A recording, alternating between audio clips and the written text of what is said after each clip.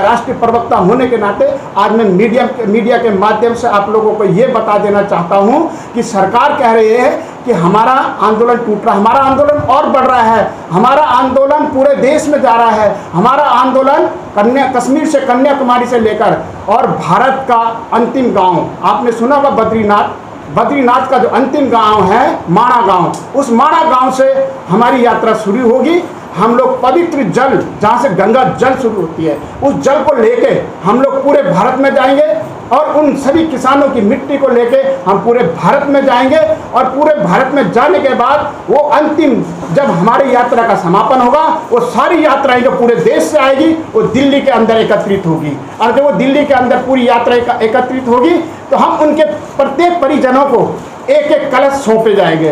वो कलश उनके गांव में ले जाएंगे और वो गांव में सभी परिजनों के एक हम लोग वो बनाएंगे समाधि स्थल, प्रत्येक गांव में जिन जिन किसानों को हम लोग उनकी शहादत जो दी है उन लोगों को, ताकि उनकी शहादतों को ना भूलें। जैसा देश मरते हैं सलामी दी जाती है, उसी प्रकार हर किसान को, जितने भी हमारे किसान शहीद हैं सबको हम लोग सलामी देंगे उस यात्रा के माध्यम से और पूरे देश के अंदर उसको घुमाएंगे और पूरे देश की जनता को बताएंगे कि सरकार ने इनको मारा है, हमारे किसान भाइयों को, इसलिए हमें मजबूरी में इनको घुमाना पड़ रहा है, बताना पड़ रहा है, क्योंकि सरकार एक शब्द नहीं बोल रही है। सरकार ने एक बार भी संवेदना व्यक्त नहीं की। सरकार को चाहिए था कि वहाँ जाते, उनको श्रद्धांजलि देते, संवेदना व्यक्त कर, लेकिन संवेदना तो छोड़ो, सरकार ने एक शब्द नहीं कहा। ये यात्रा पूरे भारत में जाएगी और हमने इसको 5 भागों में, पूरे देश को 5 भागों में बांटकर अलग अलग, जैसे कश्मीर से, गुजरात से, महाराष्ट्र से, और जहाँ तक सवाल है मेरा,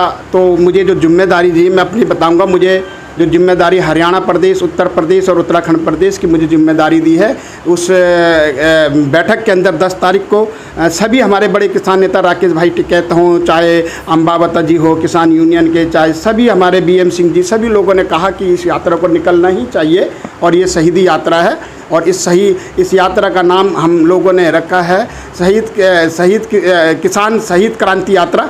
और ये यात्रा हमारे पूरे भारत के अंदर जाएगी और ये माणा गांव होगा, आपने सुना होगा, देश का जो अंतिम गांव है, अंतिम छोर है बद्रीनाथ से आगे, वहीं से जो है हमारा देश शुरू होता है, उसके पीछे चाइना, उस चाइना के बॉर्डर से हमारी यात्रा शुरू होगी। और ये यात्रा पूरा उत्तर प्रदेश, उत्तराखंड, हिमाचल के रास्ते पूरा आपके हरियाणा होते हुए और सीधे ये यात्रा फिर दिल्ली जाएगी। हमारी जो अपनी यात्रा है, मेरे को जो जिम्मेदारी 5 भागों में बांटा है, उसकी अपनी यात्रा की मैं आपसे बात कर रहा हूँ। वैसे तो यात्रा पूरे देश में जाएगी। ये लोग कितने किसान होंगे जो इस यात्रा में शामिल? इसमें तो लाखों किसान होंगे, इसमें जगह जगह किसान होंगे। और इस यात्रा के अंदर हमने सबसे बड़ी बात यह है कि जो शहीद हुए हैं उन शहीदों के लिए हम लोगों ने प्रत्येक परिवार को, परिजन को, हर परिजन को हमने बुलाया है और 351 लोग तो वही होंगे, एक हर व्यक्ति एक परिवार से आएगा तो हमारे 351 तो वही हो गए। उसके अलावा अन्य और भी होंगे, उनके रिश्तेदार भी होंगे, सभी लोग होंगे। और जब ये यात्रा चलेगी तो जैसे सिटियों में, गलियों में, शहरों में जाएगी तो उन शहरों में हम लोग जनसभाएं भी करते रहेंगे और उन लोगों से आग्रह करेंगे। वैसे समझदार है हमारे देश की जनता, वो खुद ही उनको फूलों की वर्षा करेगी। लगभग ये यात्रा करीब 2 से ढाई महीने तक ये यात्रा हमारी रहेगी और इसका जो अंतिम जो हम लोग समापन करेंगे, ये हम लोग किसान घाट दिल्ली में करेंगे। दिल्ली के बॉर्डर के ऊपर बैठे ना, तो कोई कोरोना का काम है। कहाँ गया कोरोना? बार बार डराया जा रहा, कोरोना आ गया, कोरोना आ गया। कोरोना कहाँ गया? अरे किसान की हालत देखिए आपने, इतनी बड़ी कुर्बानी दी कड़क की ठंड के अंदर। अरे ट्रॉली में बैठा रहा है किसान की 2 बात नहीं सुनी जा रही। और आज मीडिया को अभिव्यक्ति की आज़ादी पे भी हमला है। कोई पत्रकार बोलता है तो उस पर देशद्रोह के केस लगाए जाते हैं। आज हमारी ताकत है तो कुछ चैनलों को छोड़ के बाकी सोशल मीडिया ने हमारी ज़रूर इसमें मदद की है और ये हमारी ताकत के रूप में उभरा सोशल मीडिया जो है। और ये किसान क्रांति की यात्रा जैसे जैसे आगे बढ़ेगी हिंदुस्तान के अंदर, आप देखना ये बहुत बड़ा संघर्ष होगा। मोदी जी ने बोला था कि MSP है, MSP थी, MSP रहेगी। तो उस मुद्दे को लेके हमारे किसानों की जो गेहूं आई हुई है मंडी के अंदर, किसानों के साथ शोषण हो रहा है। हमने जब वहाँ मौके पे पहुँचे और हमने वहाँ से उनकी फ़ोटो वगैरह भी ली हैं और वीडियो भी बनी है, वो लोग जब हम लोग गए तो व्यापारी जो है 1600-1700 रुपये में ख़रीद रहे थे। हमने बोला भी बोली बंद करो, किसानों को बुलाया जिनकी डेयरी थी, वो कहते हैं हम नहीं बेचना चाहते, कि हम लोग को मतलब धक्के से कह रहे हैं अभी इससे तो ज़्यादा बिकेगी नहीं, तो आपको यहीं पड़ा रहना पड़ेगा। तो हम ये मोदी जी को ये चेतावनी देते हैं कि ये देश की जनता को आप झूठ कब तक बोलते रहोगे।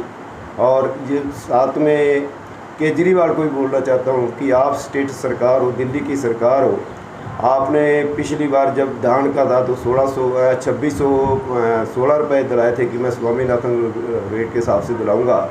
तो अभी कहाँ आप गहरी नींद में सो गए हो। आपका जो भी अधिकारी है, मेरी अधिकारी से वहाँ बात हुई और चेयरमैन से भी बात हुई, तो मैंने कहा भी आप बोली बंद करवा दो।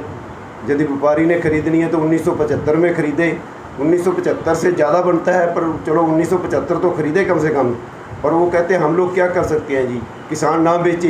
भाई किसान के साथ तो आप शोषण करा रहे हो ना। ये जब अनाज मंडी में गेहूँ आएगा, किसान का अनाज आएगा, तो ये सरकार की जिम्मेवारी बन जाती है। सरकार के जितने भी अधिकारी हैं, प्रशासन है, उनकी जिम्मेदारी बन जाती है, सेक्रेटरी की बन जाती है, चेयरमैन की बन जाती है, जो और अधिकारी हैं उनकी बन जाती है। तो हमने उनसे मांगा कि हमारे को कोई आला अधिकारी का नंबर दो, हम बात कर सकें। उन्होंने नंबर नहीं दिया, बोली बंद नहीं की, उल्टा हमारे से कहते हैं जी हमारे बस की बात नहीं है, हमारी मीटिंग हो गई है। हमने बोला हम लोग केजरीवाल को बुलाओ, अपने कृषि मंत्री को बुलाओ, उन्होंने ऐसा कुछ नहीं किया। और हम ये मोदी जी को चेतावनी देते हैं कि आप किसानों के साथ, पूरे भारतवर्ष में किसान और गरीब के साथ शोषण छोड़ दो, नहीं तो आपको जैसा किसान धक्के खा रहे हैं 2024 में आपको भी ऐसा ही अपने घर में बैठना पड़ेगा, क्योंकि आप प्रधानमंत्री नहीं कर सकते। आप पूंजीपति के प्रधानमंत्री हो, भारत की जनता के प्रधानमंत्री नहीं हो। जय हिंद।